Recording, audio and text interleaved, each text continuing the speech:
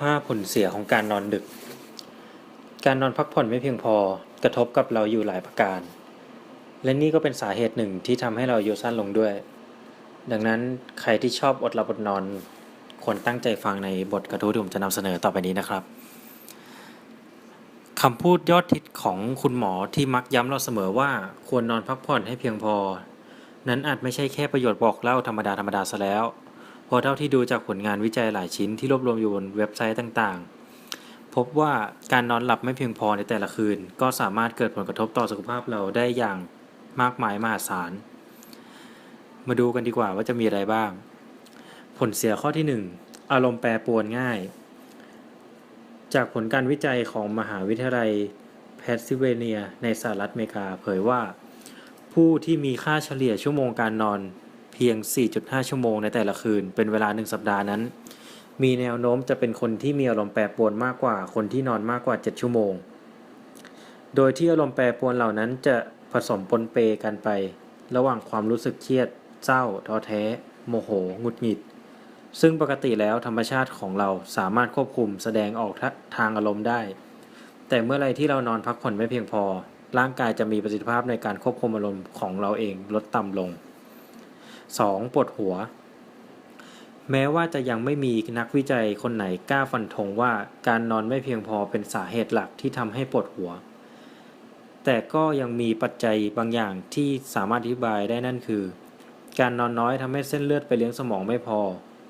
อาการปวดหัวจึงเกิดขึ้นโดยเฉพาะคนที่มีโรคประจำตัวปวดหัวไมเกรน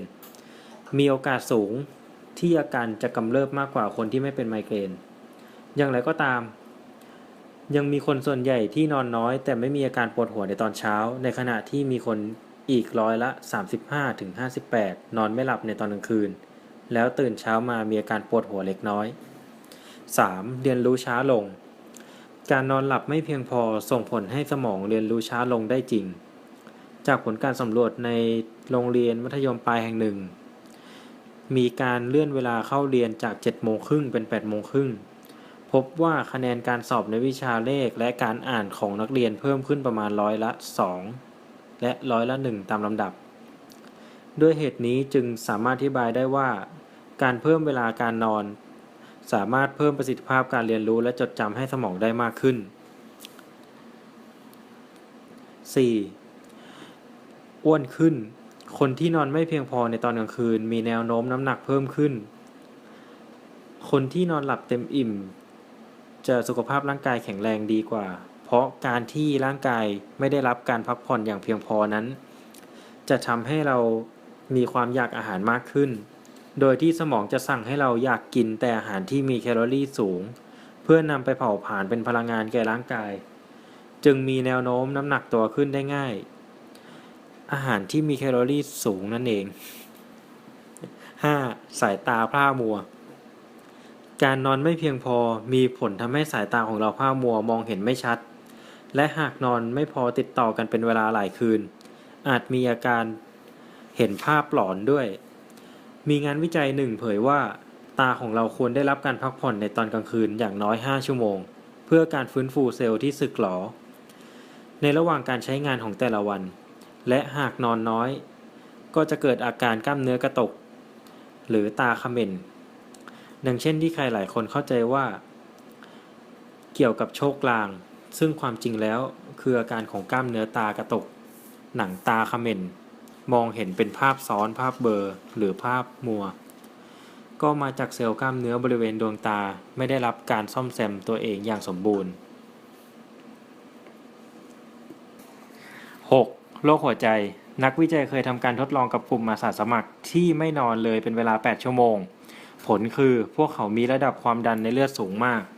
และเมื่อเปลี่ยนมาเป็นกลุ่มอาสาสมัครนอนนาน4 ชั่วโมงใน1 คืนผลคืออัตราการเต้นของหัวใจอยู่ในระดับปกติค่าเฉลี่ยการเต้นของหัวใจใกล้เคียงกับคนที่ได้นอนปกติและสิ่งที่มีผลต่ออัตราการเต้นของหัวใจก็คือสารโปรตีนที่มีสะสมตัวมากขึ้นในขณะที่เราตื่นและจะถูกขับออกจากร่างกายโดยธรรมชาติเมื่อเราหลับดังนั้นหากใครที่อดนอนหรือนอนน้อยเป็นเวลานานจึงเสี่ยงต่อโรคหัวใจได้ 7. เฉื่อยชาทีมนักวิจัยเคยได้ทำการทดลองกับกลุ่มอาสาสมัคร ที่เป็นนักเรียนนายร้อยเพื่อหาคำตอบว่าการนอนไม่พอนั้นมีผลทำให้ร่างกายเฉื่อยชาจริงหรือไม่จึงได้ทำการแบ่งกลุ่มอาสาสมัครออกเป็น2 กลุ่มโดยจัดให้กลุ่ม1ห้ามนอนอีกกลุ่ม1นอนตามปกติจากนั้นให้อาสาสมัครทั้ง2 กลุ่มทำแบบทดสอบทั้งหมด2 ครั้งผลปรากฏว่ากลุ่มอาสาสมัครที่ได้นอนอย่างเพียงพอนั้นมีการโต้ตอบและการตัดสินใจที่รวดเร็วกว่าด้วยเหตุนี้จึงสรุปได้ว่าการนอนไม่พอทำให้ร่างกายของเราเฉื่อยชามีผลตอบสนองต่อสิ่งรอบข้างช้าลงนั้นจริง 8. ระบบภูมิคุ้มกันต่ำลงการนอนไม่เพียงพอมีผลต่อระบบภูมิคุ้มกันโรคทำงานแย่ลง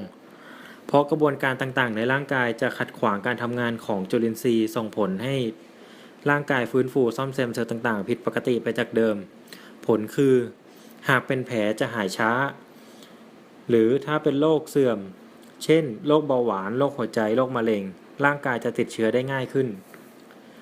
9. การตัดสินใจผิดพลาดคนส่วนใหญ่มักเชื่อว่าคืนก่อนวันสำคัญจะมาถึงควรเข้านอนแต่หัวค่ำและการนอนเต็มอิ่มก็จะทำให้ร่างกายสดใสกระปรี้กระเปร่าในวันรุ่งขึ้นแต่ความจริงแล้วมีเหตุผลมากกว่านั้นซ่อนอยู่คือการนอนไม่พอจะทำให้สมองประมวลความคิดช้าและอาจส่งผลให้เราตัดสินใจผิดพลาดได้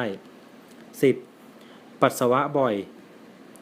อาการฉี่รถที่นอนและการตื่นมาเข้าห้องน้ำในตอนกลางคืนก็เป็นสัญญาณเตือนว่าร่างกายกำลังได้รับการพักผ่อนไม่เพียงพอเพราะตามธรรมชาติแล้วระบบขับปัสสาวะในร่างกายจะทำงานตามเข็มนาฬิกาชีวิตของเราโดยกล้ามเนื้อหูรูดในท่อปัสสาวะจะไม่ทำงานในตอนกลางคืนและยังมีความแข็งแรงมากที่จะกั้นปัสสาวะของเราเอาไว้ตลอดเวลาที่เราหลับดังนั้นคนที่นอนไม่พอเป็นประจำมีความเสี่ยงที่จะทำให้กล้ามเนื้อหูรูดในท่อปัสสาวะอ่อนแอลงได้11. ไม่มีสมาธิการนอนไม่พอส่งผลให้กิจกรรมที่ต้องใช้สมาธิทำได้แย่ลงเช่นขับรถยิงปืนล่องเรือและขี่จักรยานเพราะสมองไม่มีสมาธิจดจ่อกับสิ่งที่อยู่ตรงหน้าส่งผลให้ร่างกายอยู่ในภาวะมึนงงตลอดทั้งวันทำให้ไม่สามารถโฟกัสกับสิ่งใดสิ่งหนึ่งได้ครับวันนี้ก็ขอบคุณแค่นี้ก่อนนะครับจะมาต่อกันอีกวันหลังครับผม